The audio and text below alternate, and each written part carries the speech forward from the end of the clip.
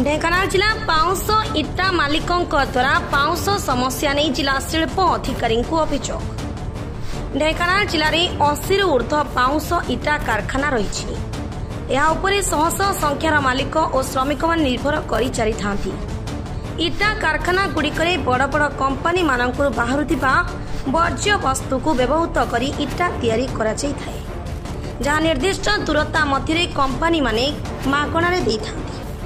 हेले मे मास ठारू एहा उपरे शुल्क लगा या सहित कंपानी ठारू 20 किलोमीटर थिबा इटा कंपानी गुड़ी को मागणार वर्ज्य वस्तु तथा पाउंस देउथिबा बेले ताठारू अधिक किलोमीटर पई टंका आदाय करा जाउछि। यार प्रतिवाद रे आज मध्याह्न गोटाए बेले विभिन्न स्थान इटा कंपानी मालिक माने जिला शिल्प केन्द्र पहुंची अधिकारी सहित यहां नहीं आलोचना करिसेंती। तुरंत एप्रति दृष्टि दिया बोली अधिकारी प्रतिश्रुति देथिबा प्रकाश करिसेंती। Bureau report Dhenkanal news Odisha.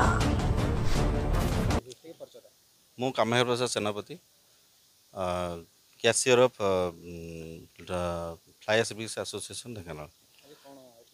आज आम मीटिंग होता आम एक्चुअली टाटा आमको फ्री पाउंस दौला किंतु एबे कौन है टाटा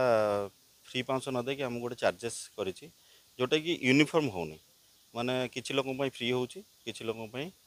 पैसा पड़ी जहाद्वारा आम भितर कलह सृष्टि हो आम भितर पाटितुंड हो कारण जड़े फ्री पाउंस पाइला तार कस्ट प्रोडक्शन कमी जाऊँ जड़े जो पैसा दूसरी तार कस्ट प्रोडक्शन बढ़ी जाद्वारा आम भितर कलह सृष्टि हो सी नहीं कि जिनस पकई दूसरी कम पैसा ये नहीं जिन पकई दूसरी पाटितुंड भितर हो आम आज आम डीएससी मैनेजर को पाखक आसलु यही प्रस्ताव नहीं कि आमको जमी फ्री दिया सेमती फ्री दि जाऊ या फिर आमको गोटे यूनिफॉर्म रेट कर समस्त गोटे रेट कर आम पाँच नबू पाँच सेमती नौ प्रोब्लेम क्रिएट हो नौना से कौन कर गोटे 20 किलोमीटर जाए से फ्री दौरान किसी पैसा पड़वानी किंतु 20 किलोमीटर पर जार लगू समस्त गोटे गोटे स्लैब कर 10 किलोमीटर लगे 30 किलोमीटर गोटे रेट 40 किलोमीटर गोटे रेट 50 किलोमीटर गोटे रेट 60 किलोमीटर गोटे रेट तो जो 20 किलोमीटर लोकटा जो कम माल सस्तार पाइला मागणा पाइला से 30 किलोमीटर जगार बेपार कर जोटा कि 30 किलोमीटर जगह लोक से पैसा दे कि से भाइबल होनी रेट से प्रोब्लेम हो प्रतिश्रुति सार कहले आम टाटा वाला को इनफॉर्म करूँ से डाक आम कथा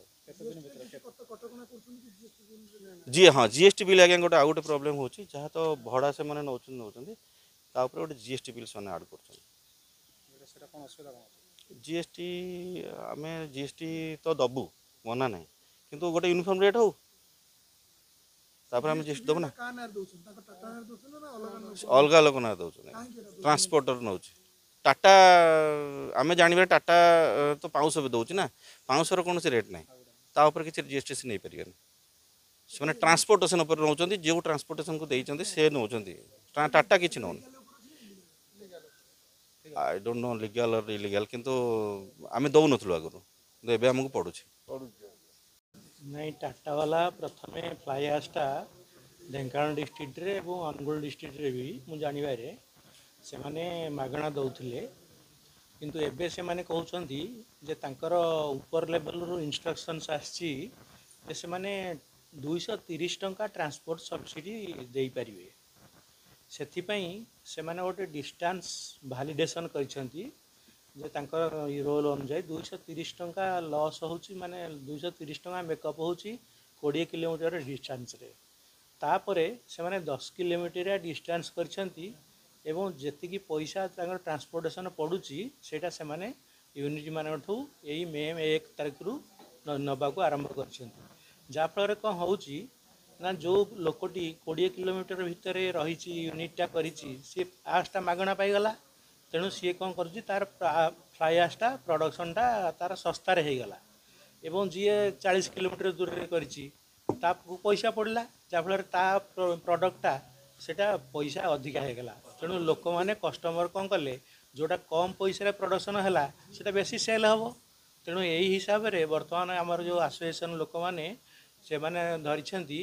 जे जो हिसाब से आगु फ्लाई आस से माने मागणा दौले से हिसाब से मागणा दिंतु किंबा